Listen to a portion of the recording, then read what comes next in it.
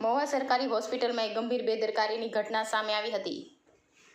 સારવાર માટે દાખલ મહિલા દર્દી પર અચાનક ચાલુ પંખો તૂટી પડ્યો હતો।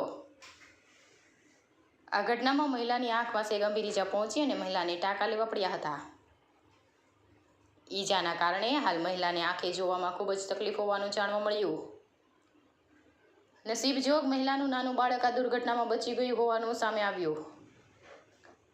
હોસ્પિટલ બિલ્ડિંગને બન્યાને હજુ 1 વર્ષ જેટલો સમય થયો છે ત્યાં બન્યો બનાવ। નવી હોસ્પિટલમાં નબળી કામગીરી સામે આવતા તંત્ર પર અનેક સવાલો ઊભા થયા હતા। ઘટનાને લઈને લોકોમાં ભારે રોષ ફેલાયો હતો। હોસ્પિટલની સુરક્ષા વ્યવસ્થાને લઈને અનેક પ્રશ્નો ઉઠી રહ્યા છે। જવાબદારો સામે કાર્યવાહી કરવાની માંગ બની હતી ઉગ્ર। રિપોર્ટર ઝુબેર કાઝી, મહુવા, ભાવનગર।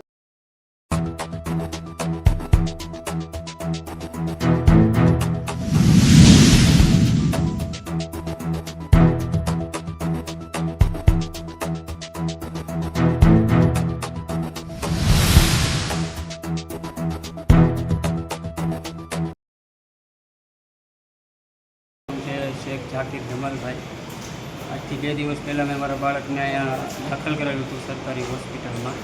તો આજે 6 વાગ્યાના ગાળાએ ઉપરથી પંખો પડ્યો છે। અમારી ઘરવાળીને ગંભીર ઈજા પહોંચી છે। તો આંખના ભાગે વધારે લાગી ગયું છે, તો ટાંકા લીધા છે અને નીચે એકવાર લઈ ગયા ત્યારે ખાલી પટ્ટી બાંધીને મોકલી દેવામાં આવ્યા હતા। પછી અહીંયા સ્થાનિક લોકોએ એમ કીધું કે ભાઈ આમાં ટાંકા આવે એમ છે। ત્યારે આ લોકોએ ધ્યાન દીધું। પછી અહીંયા જે મેડમ બેસે છે અને ડૉક્ટર બેસે છે એણે એમ કીધું ભાઈ કુદરતી રીતે પંખો પડ્યો છે। કુદરતી રીતે એ ન કહેવાય, આ તંત્રની બેદરકારી કહેવાય।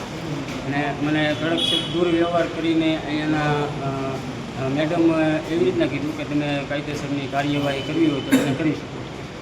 ને હવે અત્યારે મારી ઘરવાળીને દેખાતું નથી અને એ લોકો એમ કહે છે કે અહીંયા આંખનો ડૉક્ટર છે એ હાજરમાં નથી, કાલ સવારમાં આવશે। તો હવે એને આંખમાં દેખાતું નથી તો એને કાંઈ થશે તો આમાં જવાબદારી કોની રહેશે?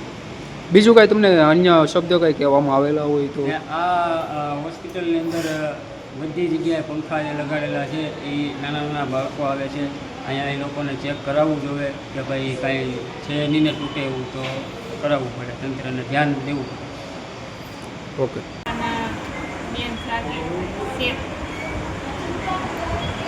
વાગે આયા સૂતા હતા, મારી ઉપરથી પંખો પડ્યો।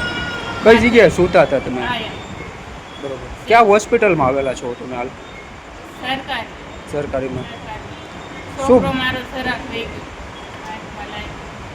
તમને કેટલી ઈજા પહોંચેલી છે?